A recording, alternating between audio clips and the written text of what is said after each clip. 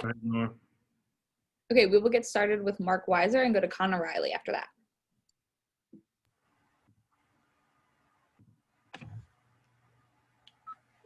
Trey, how's it going? Good. How you doing? Good. Obviously, you're getting to know all your new teammates in the months you've been with the program. I want to ask you about James Cook, what you learned about him, as a running back, as a playmaker, like you showed last game. What's the ceiling for him, you think? I think the ceiling's very high for him. He's a freak athlete. So, seeing what he can do on the field has just been amazing so far. So, glad to have him as a teammate. He's a great guy and a great player. What has he shown you in practice or in a game that's made you say he's a freak athlete? Just his speed, he's able to the ability to turn the corner and everything like that. I think he's just really great at doing that. Thanks. Hey, Trey, have you noticed a difference in the way that Georgia approaches or coaches special teams compared to your time at Florida State? No, I really think everybody kind of takes special teams seriously.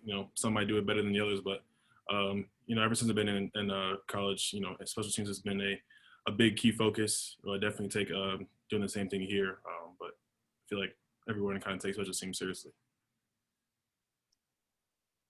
Okay, we will go to Anthony Dasher and then Bailey Johnson. Hey, Trey.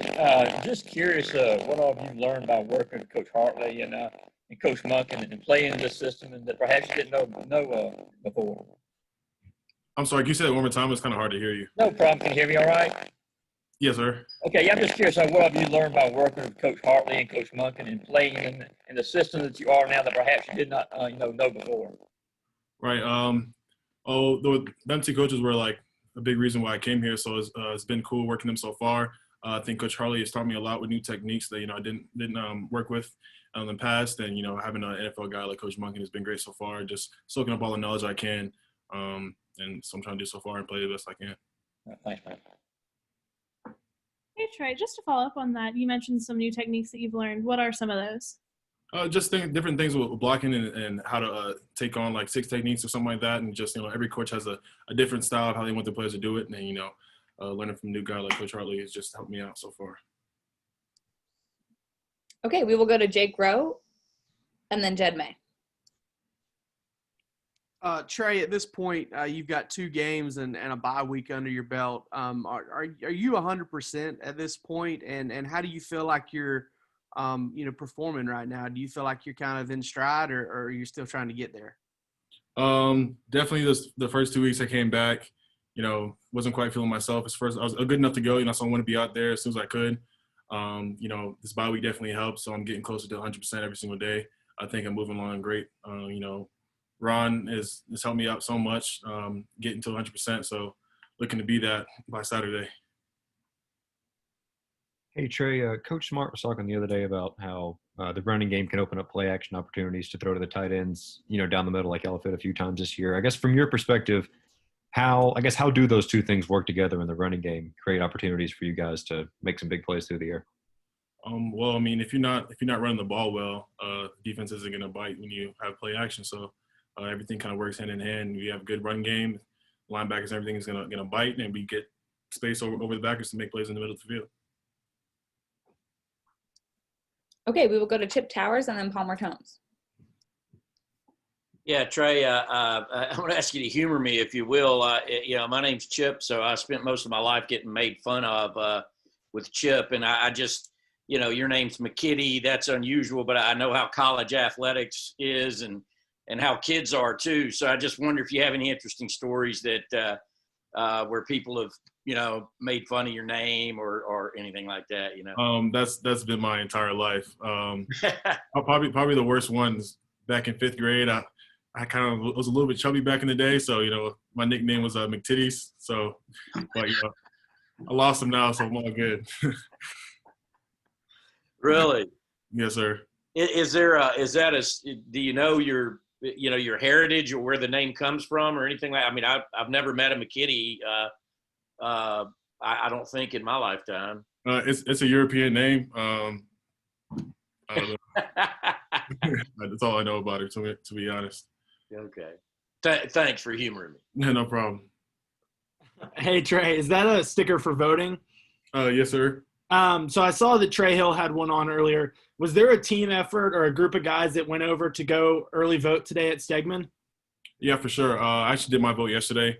In the summer, we all went as a team to get registered to vote, and they told us that we can go over to Stegman and vote these next 3 days. So Coach Smart's made an emphasis, let guys know that we can go right over there on the day and vote early. I think it kind of helps a lot too. A lot of guys think that it's going to be a long line and stuff like that, but I think right now is the best time to go. So let's try and get all of us to go over now to get our vote in. Thanks. Okay, we will go to Jillian McIntyre, and then we will open it up for a few more questions. Hey, Trey. So how important do you think it is for the offense to be more explosive through the air against Kentucky? I think it's very important. We always want to be explosive on offense. That's the key to winning the game. So, we want to attack our run game, make sure we can do that, and, take shots over top. Try to be explosive every time we come out.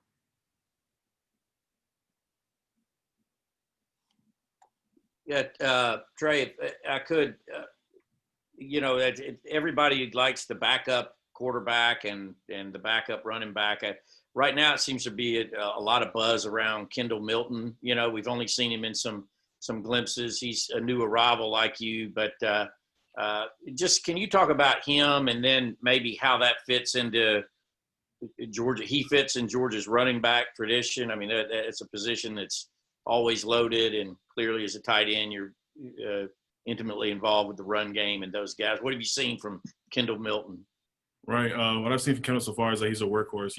Me coming in the summer, working out, we're in the same workout group, so I got to see him firsthand.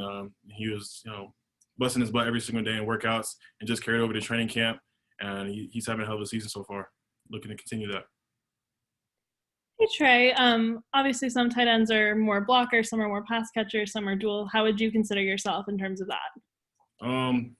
Coming into college, I always had the thing on my name that I was a receiving tight end, and I kind of wanted to get away from that, knowing that I could run routes and catch the ball, but really went to hone in on my blocking.